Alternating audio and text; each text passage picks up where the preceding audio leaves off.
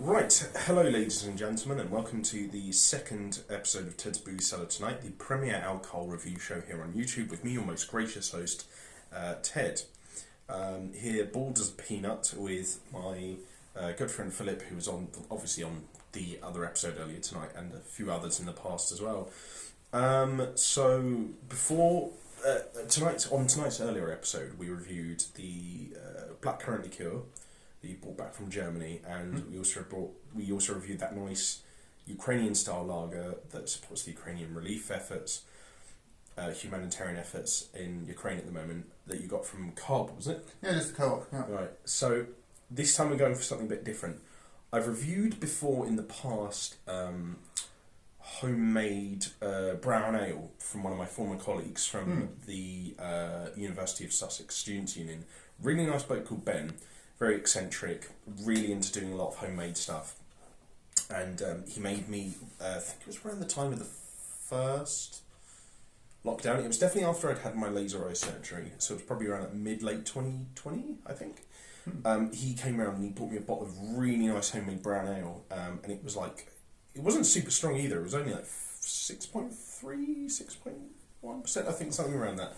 And I gave it a 10 out of 10 because it was genuinely that good. It was really nice. I must get in touch with him again soon. But tonight we're going to be taking a look at only the second ever episode of someone's homemade alcohol.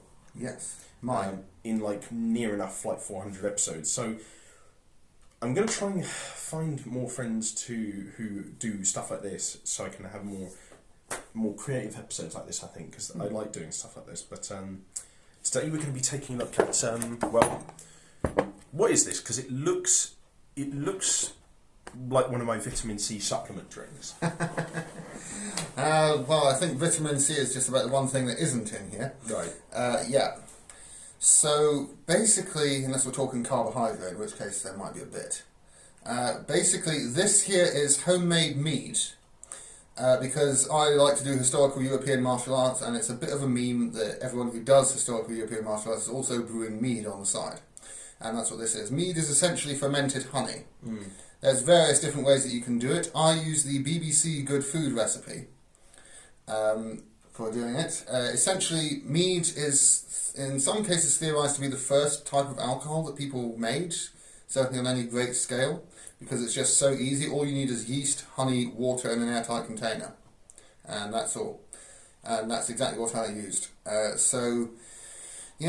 Just ferment it for a couple of months, and then you get alcohol. The yeast will eat through all the honey, and then you're left with alcohol. So in this case, I also added some flavourings, including vanilla extract, a little bit of citrus, which also helps to sort of stabilise it, and I also added a little extra honey afterwards in a process which is known as back sweetening to increase the honey flavour, because all the original honey has mostly been eaten up by the yeast.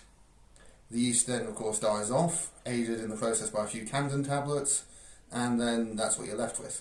This is the third batch of mead that I've ever brewed. And you said, while this isn't the best one you've done so far, no. You did say the first one was near enough undrinkable. Yes, the first one was complete swill.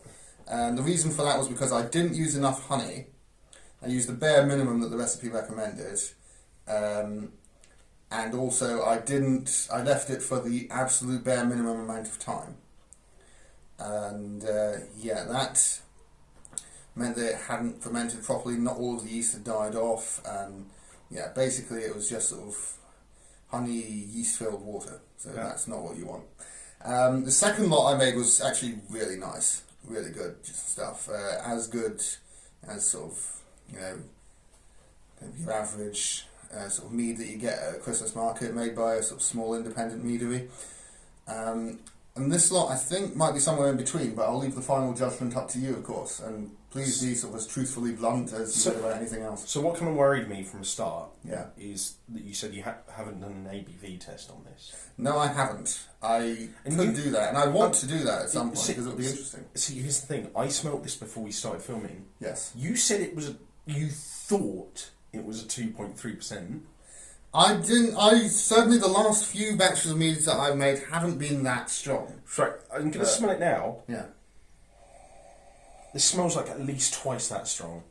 That is true, but I'm wondering whether that may not be the smell of some of the remaining yeast that hasn't sort of sunk to the bottom as it should. It's a possibility, yeah. And if anyone knows why that might be the case, that the yeast hadn't all died off despite my putting in the yeast-killing Camden tablets. And the citrus.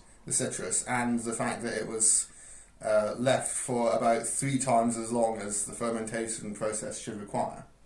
Yeah. I don't know. The last time I did it, it worked perfectly. This time... I mean, to be fair, other than the looks, I think it's actually sort of fine. I mean, it kind of looks like it has the consistency of like cloudy lemonade almost. Pretty much, yeah. That's sort of what it has, yeah. And it smells okay. Like I'm not gonna lie, it's not a striking smell, but it smells fine. I give the nose probably like a 5.5, 6 out of 10. Okay, that's fair. That's entirely fair. Yeah, I would probably give it a 5 or a 4 even, to be honest. I would go a little lower, because I've smelled the previous version, which was actually sort of really nice honey-ish smell, whereas with this one, to be honest, I'm not really smelling a honey, which is odd, because I put, a good, 3 large bottles of honey into making sort of 20 litres of this stuff. No, more like 12 litres. You know what, I put that so close to my nose that I reminded myself of this video I once saw of a guy who was theatrically smelling wine, and he put the liquid in the glass so close to his nose that when he sniffed it, it went all up his nose, and then he dropped the glass and it went all down his beige shirt. Oh wow! It was like a Bordeaux as well. It was like a really dark red wine. Oh dear, that's embarrassing. But I'm gonna to be that guy. But I mean, there's obviously really no packaging to rate. So I'll give the colour it's a nice looking drink actually. I'll give it a an 8.5 out of 10 for the look. Okay, well that's generous. It looks fine, to be honest. Okay, so shall we give it a quick taste? Reckon you're right. Let's go for it. All right. Cheers. Cheers.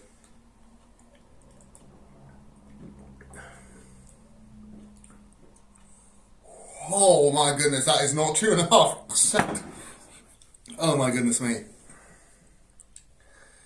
What do you think? Tell me honestly.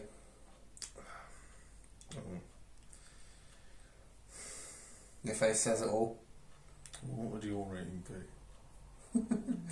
Do you know, it wasn't as awful as I'd expected it to be. No, it is drinkable. It's drinkable. It's not as nice as the second lot that I did.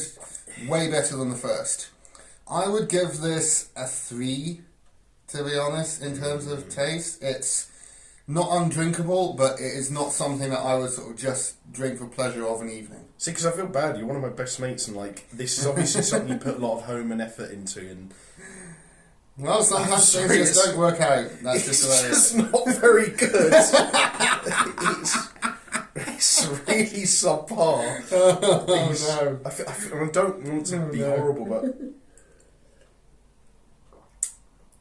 but the initial flavour isn't that bad. There's this initial hit of citrus rind, which is nice. Yeah. There's a slight bit of honeyness, and then a bit of tartness. You can taste the honey. Yeah, that's. But then it just that vibrant punch of flavour at the beginning just drops off. Then there's no flavour for a bit. Then you just get this bitter yeastiness. Yeah. That's the problem. I need to figure out why is the yeast remaining sometimes when I do this. Why is the yeast not all sinking completely to the bottom and leaving the clear liquid? I will say it's not horrible or anything. It's just very underwhelming. Yeah. I would say...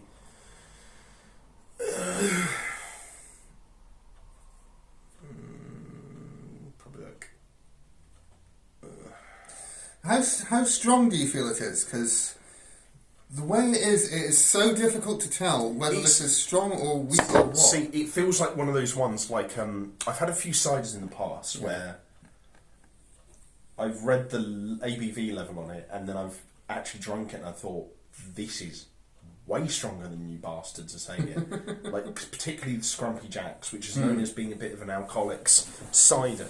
Yeah. Somewhat bruisely, but also somewhat truthfully as well, it's 6%, but it tastes like it's 10 or 12%. It's really strong stuff. You wagered this is probably about 2.5%. Yeah, I think it's more. Having drunk it. Yeah, I'm saying it's probably like at least 6. Really? 6%, I think. Wow, okay. I would say, because I've had something to compare it to, we've had the Ukrainian lager less than an hour ago. And that wasn't particularly strong. That was only like, what, 4 point something percent? 4.8%, so sort of top end of what a normal beer might be. But just below, like, I think the strength of like a San Miguel, so it's not particularly strong. Yeah, I think this is I think this might be a 5%.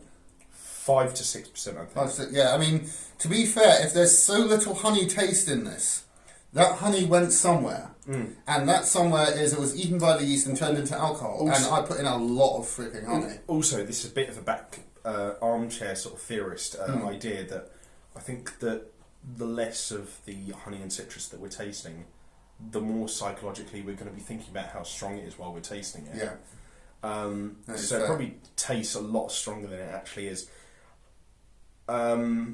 In terms of my actual thoughts about the flavour and quality of it, the texture is... I'll say right now, the texture's fine. The texture, it's smooth. It's smooth and it's drinkable. It's a tiny bit heartburn inducing. Okay, that's fair. Not to a serious degree of any sort, but the main problem is the flavour. Right. And that's because it's bad, or it's not there, or what do you think? It's not It's not a bad flavour. I can drink this and I can palate it, but I just don't really want to. So I'm gonna probably, same as you, I'm probably gonna give it a 3 out of 10. Yeah, that's fair. And I feel bad about it, but yeah, no, it's a shame. I was hoping that this load of mead would turn out as good as the second load that I did. So I think, to summarise, we're going to have to say that mead is very easy to make. But it's also very easy to screw up. It's easy to screw up. It's difficult to make well.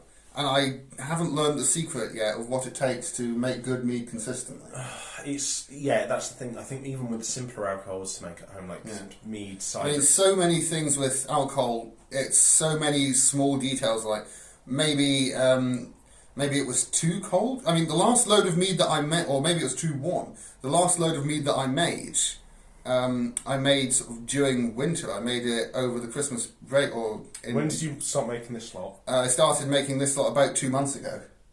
So right around the end of spring. So yeah, right around the end of spring, start of summer. So maybe it was too warm. But yeah, I mean, the last load of mead that I made was, I was genuinely, because the recipe said that it has to be sort of kept at room temperature. But I was making it at my grandmother's house. And I was leaving it upstairs, so it was out of the way.